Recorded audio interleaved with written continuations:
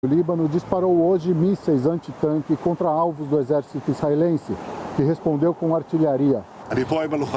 O premier israelense Benjamin Netanyahu visitou as tropas que estão no norte do país.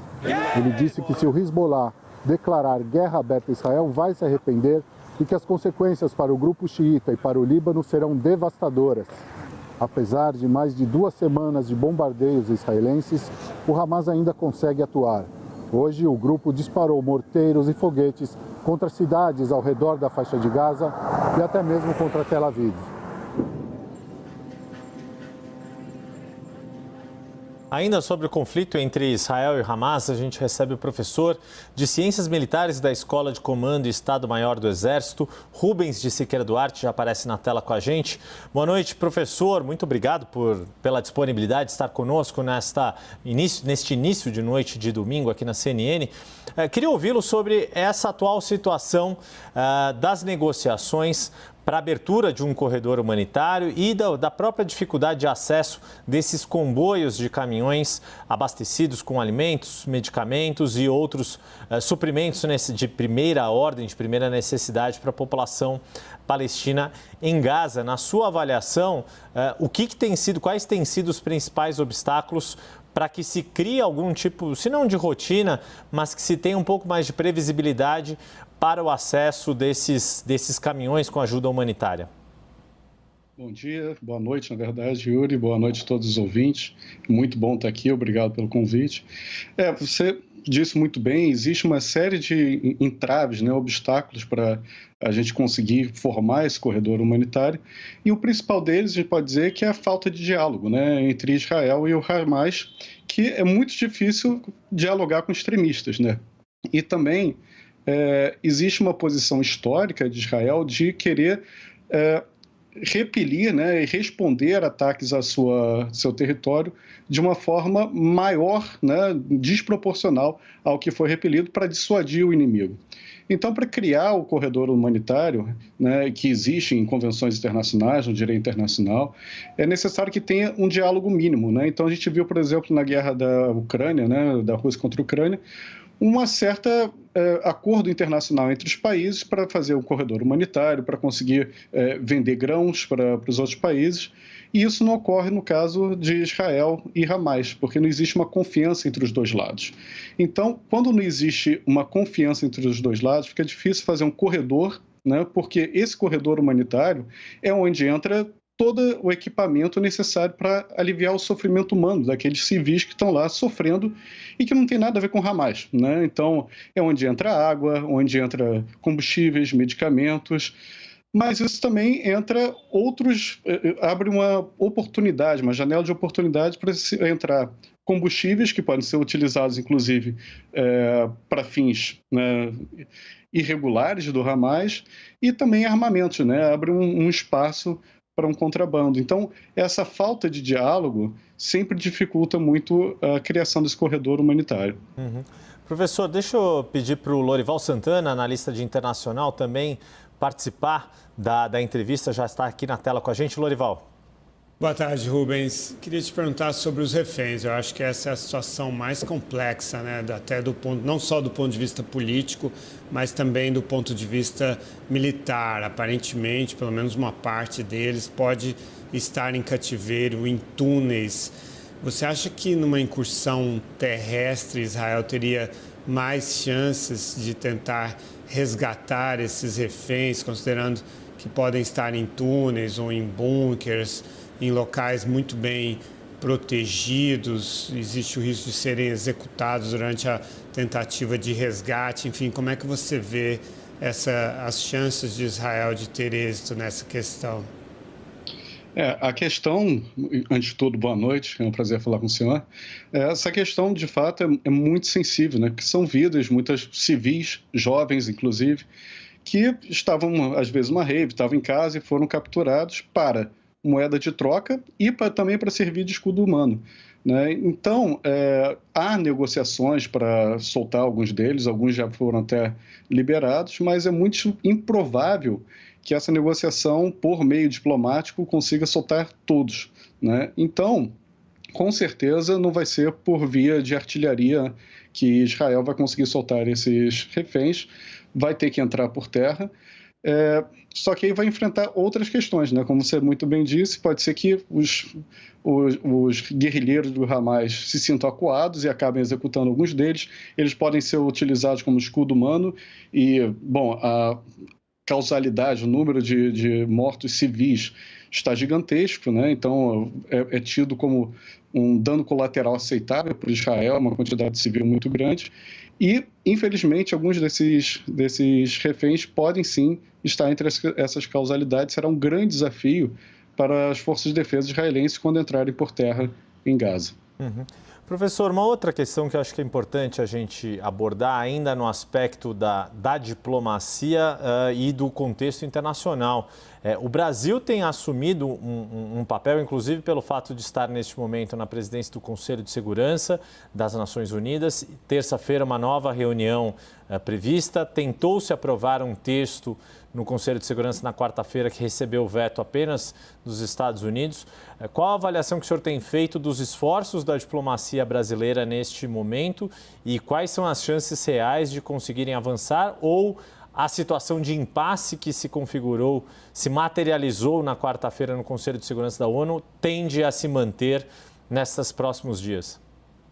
Olha, a capacidade de articulação da diplomacia brasileira está excelente, né? Eu acho que a gente tem que reconhecer quando a diplomacia brasileira marca um golaço, e eu acho que foi um golaço, né? Recebeu 12 votos favoráveis dos 15, sendo que desses 12 temos China e França do mesmo lado, né? 2 abstenções, Rússia e Reino Unido, e apenas um voto contrário dos Estados Unidos, que ficou isolado diplomaticamente, né? Então, a diplomacia brasileira também, com essa legitimidade de ser o presidente do Conselho de Segurança, ele está tentando articular, tentando ver o que pode, o que não pode, conseguiu chegar num texto muito próximo de passar, mas fica difícil uma vez que o que os Estados Unidos está pedindo é um apoio que outros países não estão dispostos a dar a Israel, né? Eles querem uma expressão, um reconhecimento, né, do direito que Israel tem de se defender. Outros países olham isso como uma certa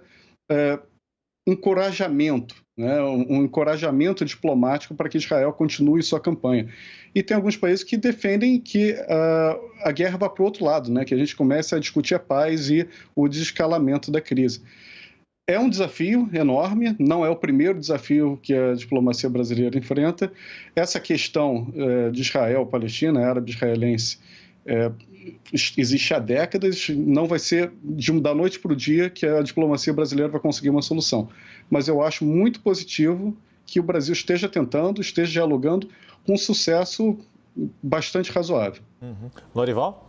O ministro da Defesa, Yoav Gallant, de Israel, disse que Israel pretende fechar, selar hermeticamente a faixa de Gaza em relação a Israel e cortar qualquer tipo de contato, qualquer tipo de relação com aquele território. Você acha, em primeiro lugar, isso possível, né? Quer dizer, isso é fisicamente possível de fazer? Em segundo lugar, a responsabilidade que o Egito passaria a ter nesse processo, também quais seriam as consequências, na sua visão? Bom, possível com muito investimento racional seria outra questão. É possível, só que isso infringe também uma série de regras internacionais, inclusive de ajuda humanitária, né? A situação dos civis que estão lá, né? Então, vai piorar muito a situação, degradar muito a situação daqueles civis que já estão numa situação bem deplorável. E, nesse sentido, o Egito ele tem um posicionamento lá um pouco dúbio, né? Que, ao mesmo tempo que ele não quer apoiar essa situação, ele chamou para o diálogo, né? Ele sediou uma rodada de conversas que, infelizmente, ficou esvaziada, né? Os Estados Unidos não mandou nem um representante muito eloquente, né? Mandou somente o embaixador do país no Egito para dialogar. Então, o Egito vai ficar fazendo esse jogo e não sei o quanto que ele vai ser efetivo para conseguir solucionar a crise. Professor Rubens de Siqueira Duarte continua conosco na programação aqui da CNN. A gente dá uma pausa e volta a conversar. Já agradeço ao professor e agradeço ao Lorival Santana também. Apesar de a incursão terrestre ainda não ter começado oficialmente, já há registro de confrontos entre tropas israelenses e o Hamas dentro de Gaza. Israel confirmou que um soldado morreu e outros 3 ficaram feridos. Américo Martins traz as informações direto de Tel Aviv. Militantes do Hamas e tropas de Israel entraram em choque neste domingo dentro do território da faixa de Gaza. Segundo um comunicado do Hamas, os seus militantes destruíram 2 escavadeiras militares e um tanque de guerra que dava apoio à ação dos soldados israelenses dentro do território palestino. Já as forças de defesa de Israel confirmam os ataques, mas dizem que a sua unidade de tanques destruiu uma célula de militantes do Hamas. A CNN não pôde confirmar com independência nenhuma das 2 alegações, mas este é o primeiro choque dentro do território palestino desde o início do conflito entre os 2 lados. E também neste domingo, as forças de Israel bombardearam, por engano, uma unidade egípcia militar que patrulhava a fronteira com Gaza dentro do lado do Egito. Os militares israelenses pediram desculpas pelo ocorrido e o Egito confirmou que 2 dos seus militares ficaram levemente feridos. Isso se deu porque Israel vem bombardeando incessantemente o sul da faixa de Gaza, muito próximo da fronteira com o Egito. Américo Martins, de Israel, para a CNN Brasil. Em entrevista exclusiva ao analista de política da CNN, Leandro Rezende, a porta-voz da agência da ONU, Juliette Tuma, comentou o papel do Brasil no conflito. É o que a gente acompanha agora. I think Brazil's role is extremely important, and UNRWA would like to thank Brazil for all the work and for all the efforts in increasing advocacy efforts to allow UNRWA to bring in supplies, deliver supplies into the Gaza Strip, and also all advocacy efforts to reach a humanitarian ceasefire, which UNRWA is calling for and is supporting. Chamar mais uma vez o professor de Ciências Militares da Escola de Comando e Estado-Maior do Exército, Rubens de Siqueira Duarte. Professor, a gente já abordou um pouco essa questão dos esforços humanitários e agora a porta-voz da ONU que conversou com o nosso colega Leandro Rezende também falando desse papel dos estados do Brasil, mas queria ouvi-lo também sobre como outros países têm atuado nessa tentativa de moderação. Estou usando um termo que o próprio Lorival Santana usou agora há pouco, que eu achei muito pertinente. Por exemplo, da União Europeia, dos países da União Europeia, ao mesmo tempo que reconhecem que Israel foi agredido de forma violenta, brutal, deve reagir, mas que tem que ter cuidados, digamos assim, com esta forma de reação para que não aconteça nem episódios como esse que a Américo Martins estava relatando, de acertar de forma indevida, incorreta, um posto de vigilância ali do Egito, quase colocando em risco a vida de 2 militares egípcios. Como que o senhor vê o papel de outros países da comunidade internacional, em especial a União Europeia, apontando ali que, por exemplo, o presidente francês Emmanuel Macron e o primeiro-ministro holandês Mark Rutte são esperados em Israel na próxima semana. Olaf Scholz, chanceler alemão, também já esteve em Israel na semana passada. Você disse muito bem, né? A União Europeia, ela começou no início cortando ajuda humanitária para Gaza e depois voltou atrás, né? Ela começou cortando e depois, inclusive com o papel do Macron, ela voltou atrás e está contribuindo um pouco e pressionando Israel a fazer esse corredor humanitário. Tanto que a França, no Conselho de Segurança, votou a favorável à resolução do Brasil.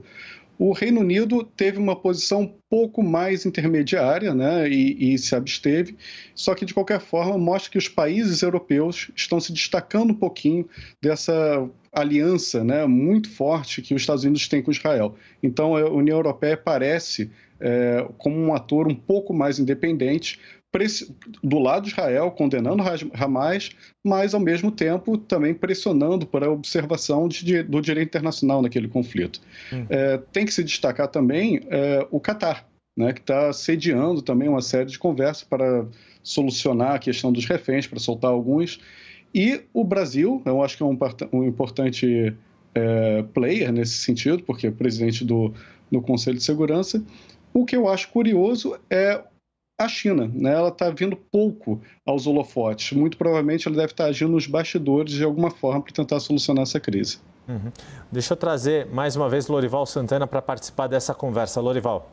Rubens, algumas pessoas têm me perguntado por que o mar não tem sido usado, a costa da faixa de Gaza, para a entrega de ajuda humanitária e para a saída, por exemplo, dos estrangeiros. Eu tenho respondido que eu considero que Israel quer manter um controle bastante estrito ali daquela costa para evitar, por exemplo, a entrada de ajuda militar, suprimentos do Irã para o Hamas. Mas, em tese, poderia ser montada uma operação marítima ali com um forte cordão, ali um controle, talvez da guarda costeira israelense, e para acelerar, talvez, a saída, por exemplo, dos estrangeiros sem o controle do Egito, porque a preocupação do Egito seria com a infiltração de elementos do Hamas no território egípcio e também de um eventual êxodo, né, de palestinos para o Egito. Como é que você vê isso? Realmente o mar está subutilizado ali, né? Qual a sua leitura sobre essa questão? É uma pergunta bem interessante, né? A questão do mar, de fato, tem uma costa lá importante que pode ser utilizada, que está em controle, né, de Israel e dos Estados Unidos. Eles têm uma importante presença militar lá. Só que é mais difícil de controlar os fluxos marítimos do que o fluxo terrestre, né? O fluxo terrestre, você passa por alguns caminhos que são muito claros, né? Se você for por mar, né, dependendo de qual embarcação que você utilize, qualquer lugar na costa pode ser utilizado, se tornando um pouco mais difícil de controlar. Então, eu acho que deve ser um pouco esse o receio, né, de Israel de permitir uma ajuda humanitária chegando pelo mar. Professor Rubens de Siqueira Duarte segue com a gente aqui até às 19h. Agradeço mais uma vez. Professor, a gente volta a conversar daqui a pouquinho, assim como meu colega Lorival Santana. Em entrevista à CNN, a brasileira Hannah Ervitz, que mora em Jerusalém e tem um filho de 2 anos, classifica como pesadelo o que está acontecendo em Israel. Ela já serviu o exército israelense e hoje tem uma empresa de turismo que está fechada. Tem sido dias difíceis, parece que a gente vive em outra realidade e o tempo todo parece um pesadelo. Nós estamos paralisados em relação à empresa, não podemos trabalhar porque o turismo está paralisado. Em relação ao exército, o exército está fazendo o que está sendo necessário nesse momento, está sendo objetivo, está tentando atingir o menos possível de civis e fazer o que é necessário para a nossa casa, para que a paz volte. Eu tenho meu irmão que está no Líbano, que também está lutando contra essas pessoas que não amam a vida. Nosso dia a dia tem sido ficar em casa, tem sido sair o menos possível. Quando a gente sai, a gente fica em alerta e atentos a qualquer comando do órgão de pronunciamento à segurança civil de Estado de Israel. Graças a Deus, Jerusalém não é uma cidade quase atacada. No início foi bastante, mas hoje em dia não é, por causa também da mesquita de Al-Aqsa, então eles procuram não atingir essa região. E nós estamos todo o tempo escutando jornais e atentos ao que o Exército nos diz para fazer. Eu tenho um filho de 2 anos, ele completou 2 anos na sexta-feira, e é muito difícil você explicar para uma criança por que ela não pode sair de casa. É difícil também porque você não quer expor a realidade de uma guerra, então você tem que ser forte emocionalmente, você tem que buscar alternativas de muitos jogos e procurar esquecer o que está acontecendo no momento para dar aquela segurança e aquele conforto que a criança necessita. O nosso dia a dia tem sido de bastante jogos, compramos jogos, colocamos a sala toda como se fosse um parque de diversão e procurando não transparecer nada do que está passando. Em resposta à escalada da guerra entre Israel e Hamas, os militares dos Estados Unidos enviam mais sistemas de defesa antimísseis para o Oriente Médio. Os Estados Unidos ainda investiram em tropas adicionais com ordens de preparação para irem ao local e para conseguirem abater mísseis balísticos curtos, médios e intermediários, segundo o secretário de Defesa do país. Esse pacote de medidas mira diminuir as ofensivas, aumentar a proteção das forças dos Estados Unidos na região e ajudar a defesa de Israel. Na comunidade de Evanston, nos arredores de Chicago, onde vivem as americanas libertadas pelo Hamas, a sensação é de alívio. Mãe e filha tinham viajado para Israel para visitar familiares, mas acabaram sequestradas pelos extremistas durante os ataques do dia 7 de outubro. Para amigos e familiares, foram quase 2 semanas de sofrimento e angústia até a notícia da libertação das duas. Vamos acompanhar na reportagem da CNN Internacional. A caminhada para a liberdade em uma foto instantânea. Judith Hanan, de 59 anos, e sua filha Natalie, de 17, finalmente estão a salvos após 2 semanas como reféns do Hamas.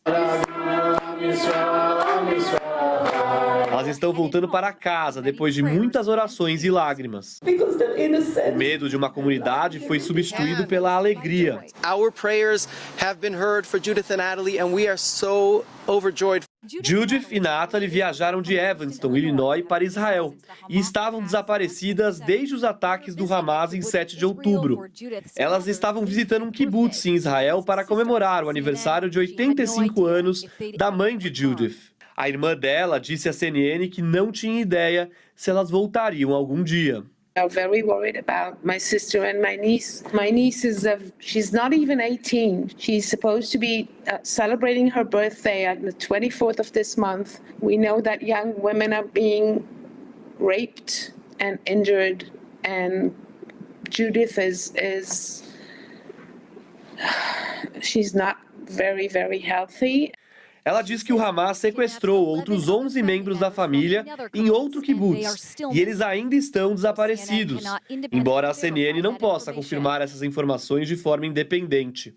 As you can imagine, we are devastated and we are having quite a hard time. O irmão de Natalie disse à CNN no início dessa semana que está ansioso para abraçá-la novamente e ajudar como puder enquanto ela se recupera do trauma. At least from my father, Natalie is doing well, is composed. We are ready to start this incredible journey of healing and trauma relief for her. Both Judith and Natalie are artists, kind, giving, generous souls. O gabinete do primeiro-ministro israelense diz que as forças de defesa do país encontraram Judith e Natalie na fronteira de Gaza na sexta-feira, juntamente com o Comitê Internacional da Cruz Vermelha, transferindo-as para uma base militar no centro de Israel para encontrar outros membros da família. Enquanto uma família se prepara para abraçar seus entes queridos, as famílias e amigos de centenas de outros reféns ficam esperando e se perguntando. They've gone through the most evil period of their life, and by people that inflicted just terror and horror to them and to so many others, and our job is to be there for them. Volto a falar com o professor de Ciências Militares da Escola de Comando do Estado-Maior do Exército, Rubens de Siqueira Duarte. Aproveitar o gancho, Rubens, dessa informação sobre a libertação das duas reféns que são cidadãs americanas. Queria uma avaliação sua dessa participação do Catar, que você já mencionou, que tem sido um player importante nessa negociação em relação aos reféns. A gente não tem ainda informações certas de quais são as nacionalidades dos reféns que estão ainda sob cativeiro do Hamas, mas a gente tem visto uma preocupação da comunidade internacional e da própria sociedade de Israel, ontem, inclusive, com manifestações em Tel Aviv. Como, na sua avaliação, fica o governo de Israel, o gabinete de Benjamin Netanyahu, diante desse equilíbrio em fazer a contraofensiva militar direcionado ao Hamas e lidar com a pressão pública para que consiga resgatar os reféns, principalmente os civis que estão sob cativeiro, sob o poder do Hamas? Uma das hipóteses, né, do motivo pelo qual Israel está demorando para invadir Gaza é exatamente essa, né? A comunidade internacional pressionando para ver se consegue ter algum resultado nessas negociações para soltar alguns nacionais que estão em cativeiro. Israel, ao mesmo tempo, também aproveita esse momento para exaurir Hamas, né, porque o Hamas ele tem que ficar em prontidão esperando a invasão de Israel, e quanto mais Israel fica falando, vou invadir esperando, Hamas, os combatentes Hamas ficam em prontidão e ficam cansados, né? Fisicamente cansados. E, por outro lado, também dá tempo para Israel proteger sua fronteira norte, né, de uma eventual invasão do Hezbollah. Então, essa pressão internacional, por enquanto, eu acho que Israel ainda está conseguindo equilibrar, mas a gente torce para que essas negociações sejam mais efetivas, né? Eu sei que é muito difícil negociar com Hamas, com extremista, né? Deve ser muito complicado, mas esse é um claro exemplo de como que os civis sofrem mais, né? Viram as fotos da pessoa, né, que foi solta, né, o antes e depois, como é que muda, né, como é que essa pessoa que está sobre uma pressão gigante, ela sofre, né, e a gente vê também do lado os civis, uma outra reportagem, né, de uma mãe falando como é que estava tratando com o filho, e hoje de manhã eu também li uma matéria na CNN, que também foi de partir o coração, né, que os pais e os pais, né, e mães de crianças na Palestina estão escrevendo o nome das crianças na perna, para caso elas sejam mortas durante o conflito, que elas possam ser identificadas. Então, é toda uma carga, todo um sofrimento humano contra os civis, né, que gera essa pressão internacional. Né? A gente torce para que o diálogo prevaleça, muito embora, quando há ataques, quando há hostilidades, o primeiro que morre é o diálogo. É isso. Lorival Santana se junta à nossa conversa mais uma vez aqui, professor Lorival. Não me chame de professor. Rubens, uma outra questão é essa questão dos estrangeiros que estão na faixa de Gaza. E a apuração do Theo Cury, nosso repórter em Brasília, ele diz que, de acordo com a percepção do governo brasileiro, o Hamas não está colocando obstáculos para a saída de estrangeiros da faixa de Gaza, que é o Egito que quer processar esses pedidos, que no caso do Brasil são 30, mas no caso dos Estados Unidos são 600, para ter certeza de que não estariam infiltrados aí elementos extremistas, para que eles não entrem no território egípcio. E isso essa história já tem quase 2 semanas, né?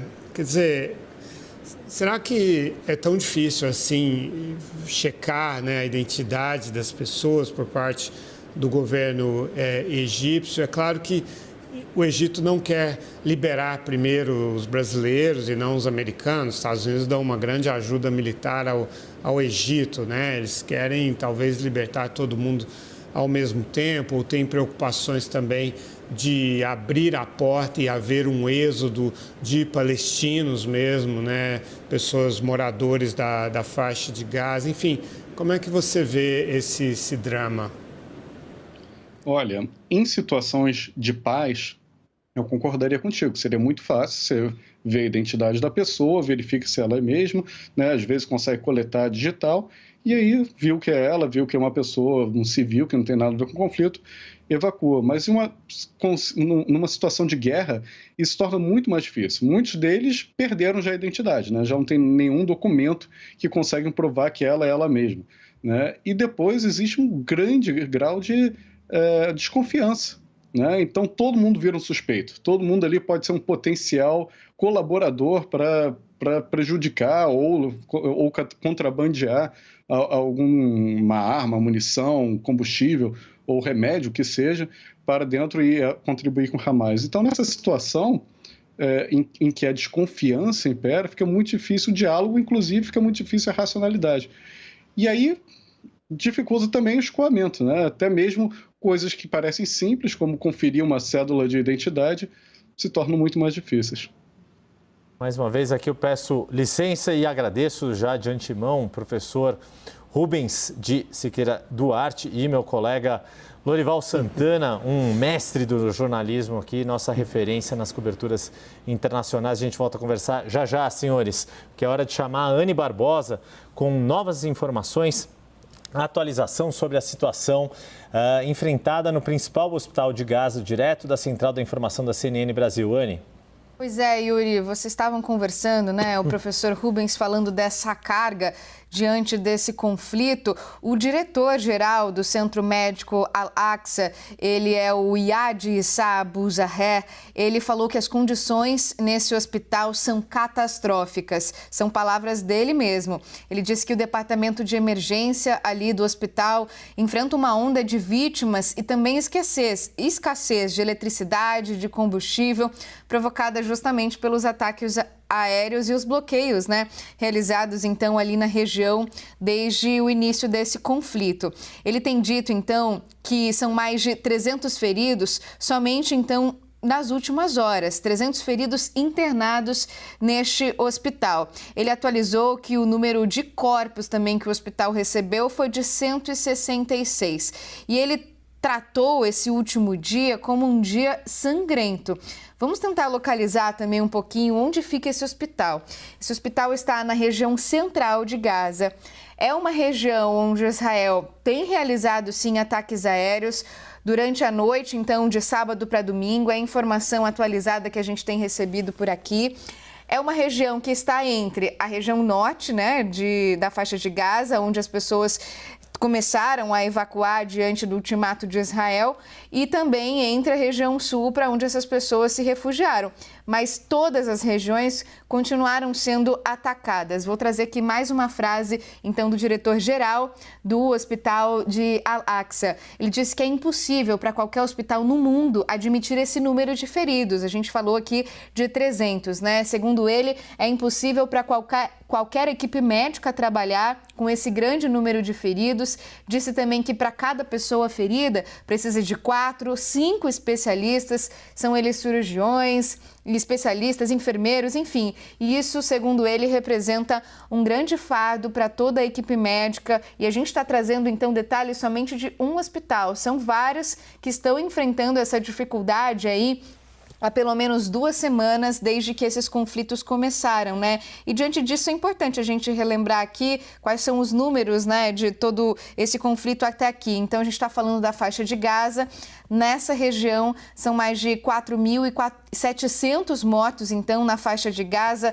Claro, Yuri, não existe comparação, né, neste momento, muito menos diante de um conflito tão delicado, mas a gente tem do lado de Israel esse número de 1.400 mortos, né? Esse número não se alterou muito desde o início desse conflito, eles que sofreram esse ataque do Hamas, do grupo radical islâmico, lá no dia 7 de outubro. E agora esses números, no caso que a gente tem atualizado, têm subido muito mais em relação à faixa de Gaza, onde essa ofensiva das forças de defesa de Israel estão ficando cada vez mais complexas com o passar dos dias, diante dessa iminência, então, inclusive da invasão por terra ali, né, na faixa de Gaza. E aí a maior preocupação que a gente tem dito nos últimos dias, inclusive que Israel tem se manifestado em relação aos reféns, né, que a gente tem conversado tanto e também discutido aqui na CNN, e o governo dos Estados Unidos tem pressionado, né, diante desses diálogos com Israel, para tentar adiar essa invasão de Gaza, para tentar permitir ali de alguma forma a liberação de mais reféns pelo Hamas e também tentar ajudar ali a região da faixa de Gaza. Eles conseguiram, né, enfim, a libertação de 2 americanas na última sexta-feira. Isso abriu, né, sinalizou ali a possibilidade de libertar mais pessoas. São cerca de 210 pessoas, né, o número que a gente tem ainda de pessoas que estão sendo mantidas reféns pelo Hamas. E, claro, esse esforço, né, não só dos Estados Unidos, mas, enfim, de toda a comunidade internacional diante dessa liberação que a gente sabe é uma força ainda para o Hamas, que usa, claro, como um escudo humano, mas também como essa força política diante desse conflito, né, dessas pessoas que estão sendo mantidas reféns. Bom, então, falando desse esforço justamente dos Estados Unidos, né, desse diálogo que tem acontecido, então dá do Joe Biden, né, do presidente norte-americano, mas também de articuladores que participam dessa conversa, pressionando lideranças israelenses para tentar adiar, né, justamente essa incursão por terra que ainda não aconteceu, mas que de fato fica iminente aí diante de todos os anúncios feitos pelas forças de defesa de Israel. Quando perguntaram, né, ao presidente dos Estados Unidos, Joe Biden, se ele estava encorajando, né, Israel de alguma forma para essa invasão, ele respondeu que o diálogo está sendo feito, ou seja, estou falando com eles, mas não deu detalhes de fato do que está sendo conversado. Yuri. Obrigado pelas informações. Anne Barbosa, direto da Central da Informação. E enquanto a Anne trazia as informações, as imagens mostram que este domingo, de fato, foi um dos dias mais difíceis do conflito até agora, que já se estende por mais de 2 semanas. A brasileira Shahed Albana, de 18 anos, vive na faixa de Gaza e faz parte do grupo que espera a abertura da passagem de Rafah para deixar a região. Todos os dias ela tem enviado relatos da situação na faixa de Gaza. A gente vai assistir agora a uma sequência com os depoimentos dela, que deixam claro como a situação tem piorado dia após dia.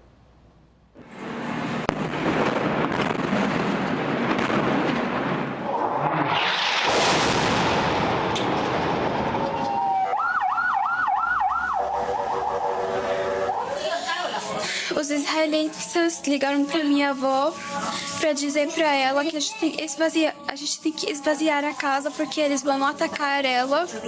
Estamos na casa da minha tia e eles ligaram para o marido da minha tia agora há pouco, dizendo que eles vão atacar uma casa bem do lado aqui da casa dela, onde estamos agora. Tem aqui mais de 20 pessoas, a maioria é mulheres e crianças. Todos são inocentes, que não têm culpa. Não temos tempo suficiente para sair porque temos um medo de ser feridos. Então a gente vai ficar aqui até acabar o ataque.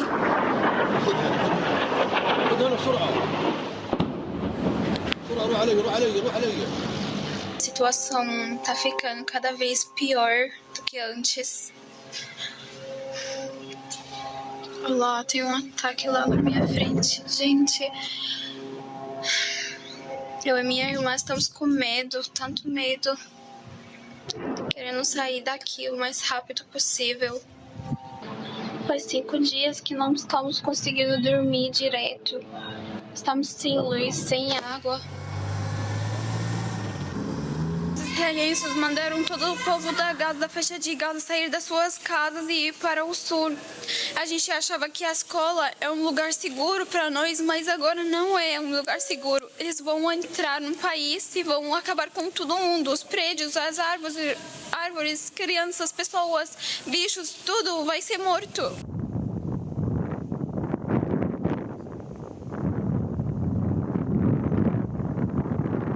Parece que vamos demorar muito ainda para sair desse país.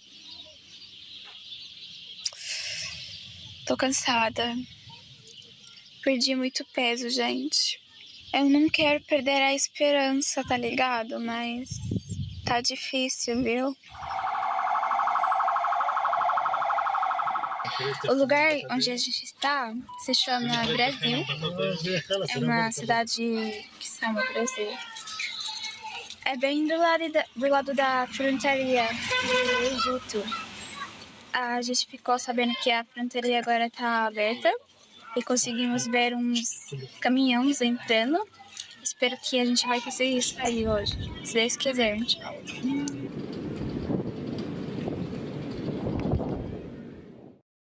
O último vídeo que a CNN recebeu de Shahed, brasileira que está em Gaza e tenta fugir da guerra, foi no dia 17 de outubro, mas temos informação de que ela ainda segue em Gaza, mesmo depois desses 5 dias. E a gente espera que ela fique logo em paz e em segurança. A gente vai deixar um pouco o assunto da guerra no Oriente Médio para falar agora sobre as eleições na Argentina.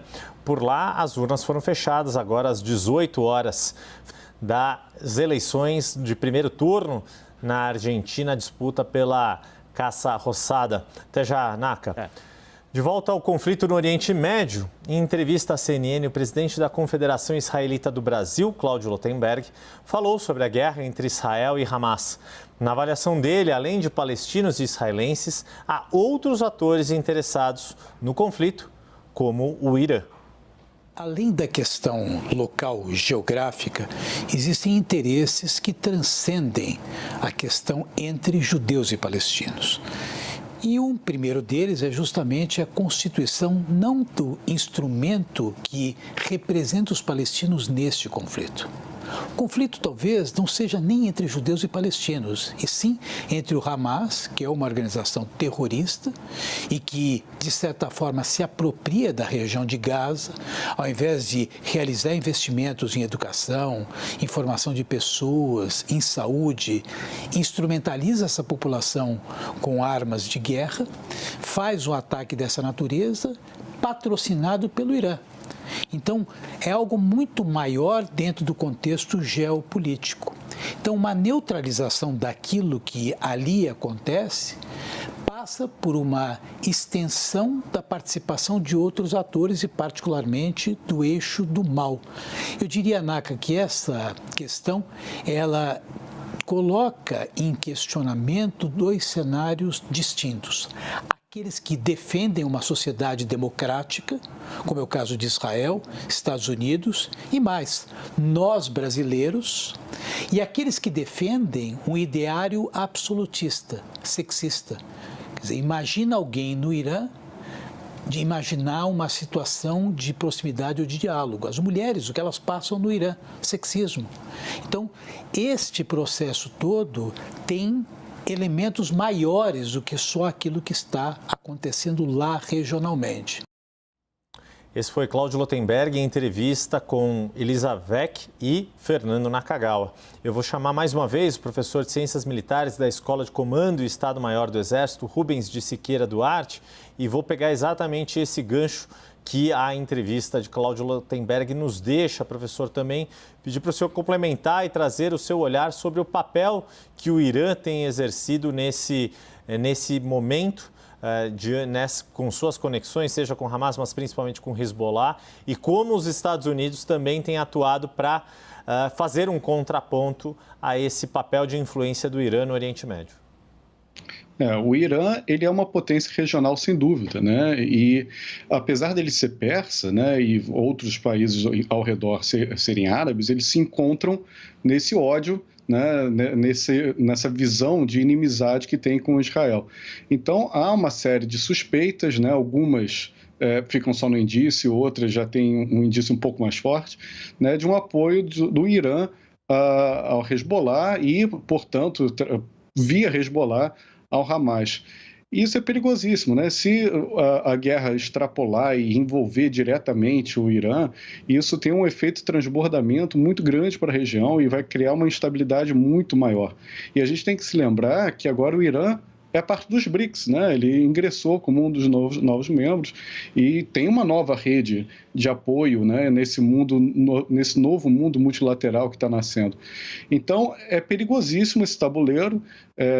Os Estados Unidos está dissuadindo militarmente o Irã e fica ainda incerto o que vai acontecer. Mas, enfim, a gente torce para que não se transborde, né? Porque o Irã é uma potência demográfica, geográfica e militar também na região muito importante. Então, sem dúvida nenhuma, o envolvimento direto dele levaria o conflito para uma nova nível, uma nova etapa. Uhum. Professor, uma última pergunta, porque também envolvem essas várias peças da geopolítica do Oriente Médio.